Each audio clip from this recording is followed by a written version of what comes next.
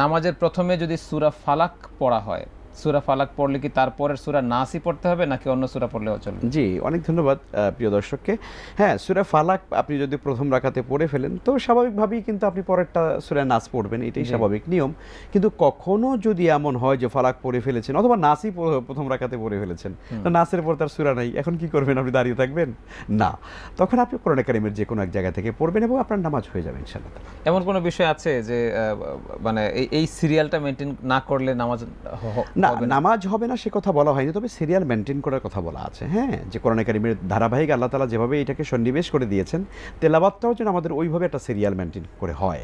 তো সে কারণে নামাজের ভিতরে আমরা আসলে উপর থেকে নিচের দিকে আসবো, সূরা ফাতিহা থেকে বাকারা থেকে শুরু করে নাস পর্যন্ত এদিকে যাব।